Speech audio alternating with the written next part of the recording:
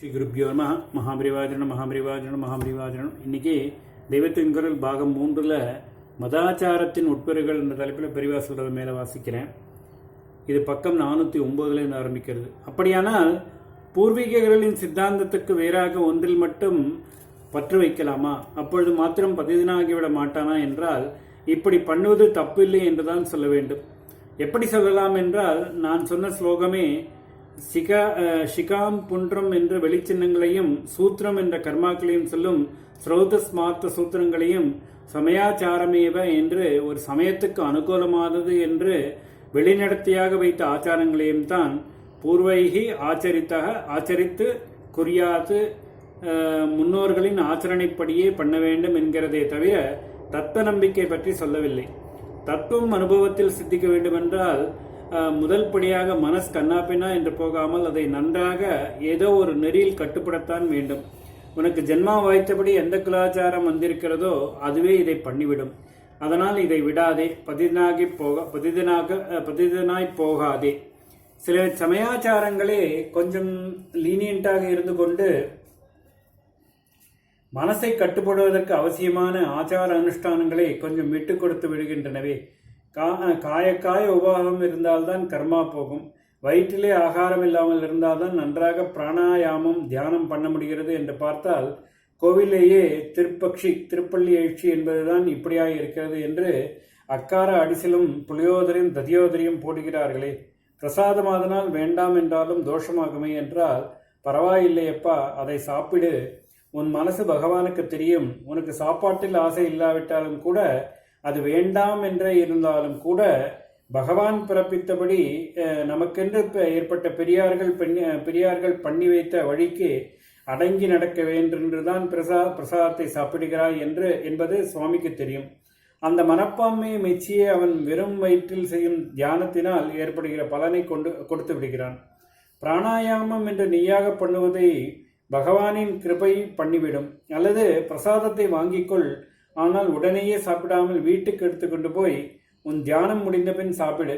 பூர்வாச்சாரத்தை விடப்படாது என்று உறுதியாயிருந்தால் எப்படியாவது அட்ஜஸ்ட் பண்ணி கொண்டு விடலாம்.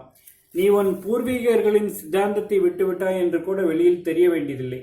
நீ பாட்டுக்கு சம்ஸ்கார பலத்தால், படிப்பால், அனுபவத்தால், பகவத அனுகிரகத்தால் அந்த உன் உள் விஷயத்தில் போய்கொண்டிரு. வெளியிலேயே குலாச்சாரப்படியே பண்ணு. அதனால் சித்தத்தை சுத்திப்படுத்தி கொண்டு சித்தாந்தத்தின் அந்தத்துக்கு போ. அப்புறமும் கூட பூர்வாச்சாரத்தை விடாதே. சித்தி சித்தித்து சித்தாந்தமும் அனுபவமாகிவிட்ட பின் உன் அளவில் பூர்வாச்சாரமோ பிற ஆச்சாரமோ எதுவுமே வேண்டாம் தான் என்றாலும், லோகத்தில் உள்ள மற்றவர்களுக்கு வழிகாட்டுவதற்காக முன்னோர் கை கொண்ட ஆச்சார அனுஷ்டானங்களை விடாமல் பண்ணிக்கொண்டிரு. இதுதான் பகவான் போட்டிருக்கும் கட்டளை. ஜென்மாப்படி வாய்த்த ஒரு சமயாச்சாரத்தில் இருந்து கொண்டே வேறொரு சித்தாந்தத்தில் முன்னேற முடியும் என்பது வெறும் பாசிபிலிட்டி தானா? யதார்த்தத்தில் அப்படி காட்ட முடியுமா? காட்டினால்தானே நம்பிக்கை வரும். காட்ட முடியும்.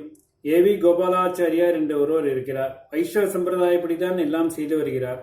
வைஷ்ணவ சிந்தாந்தத்துக்கும் கூட நிறைய தொண்டு செய்து வருகிறார். நல்ல பாண்டித்யம் உள்ளவர். வித்வத் சதசுகள் நடத்துகிறார். ஆனாலும் நம்முடைய சங்கர ஆச்சாரிய பாஷ்யங்களிலும் அத்வைதத்திலும் அபாரமான பற்று வைத்திருக்கிறார். ராமகிருஷ்ண மிஷனோடு நெருங்கி சம்பந்தப்பட்டிருந்தாலும் அண்ணா என்கிறவர் வைதிகாச்சாரங்களின்படியே அனுஷ்டானம் செய்து வருகிறார். இங்கே வர ஆரம்பித்திருக்கிற வெள்ளைக்காரர்களே பார்த்தால் சர்ச்சுக்கு போய்கொண்டுதான் இருக்கிறார்கள். கிரைஸ்டடும் நிறைந்த பக்தி வைத்திருக்கிறார்கள். ஆனாலும் அத்வைத வேதாந்தத்திலே விசுவாசமுடையவர்களாக இருக்கிறார்கள்.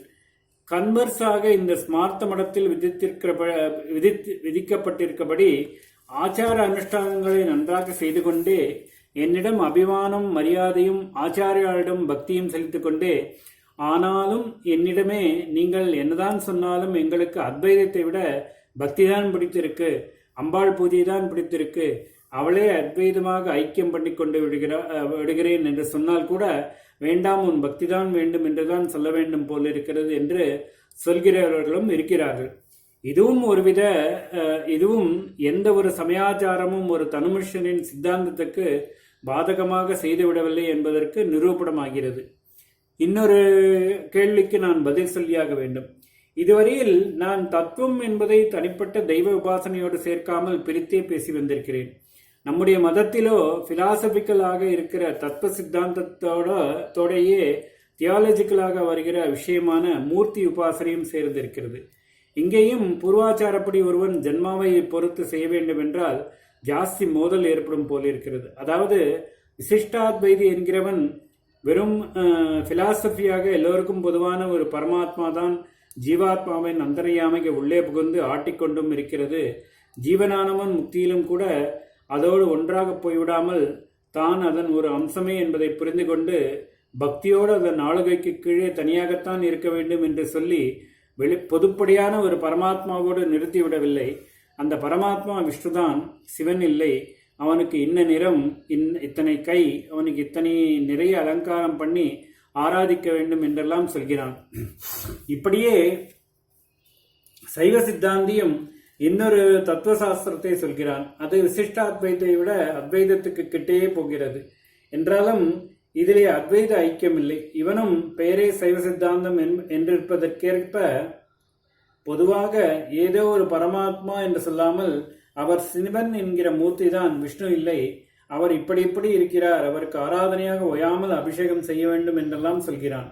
அத்வைதி அந்த பரமாத்மாவை வித்தியாசம் இல்லாமல் எல்லா மூர்த்திகளிலும் உபாசிக்க வேண்டுமென்றிருந்தாலும் நடைமுறையில் அத்வைதிகளான ஸ்மார்த்தர் குடும்பங்களில் எத்தனையோ தலைமுறையாக சிவ பூஜை தான் பண்ணுவது, விஷ்ணுவுக்கான சாலக்கிராம பூஜை தான் பண்ணுவது, அம்பாளுக்கான ஸ்ரீவித்யா பூஜை தான் பண்ணுவது என்றெல்லாம் வந்திருக்கிறது.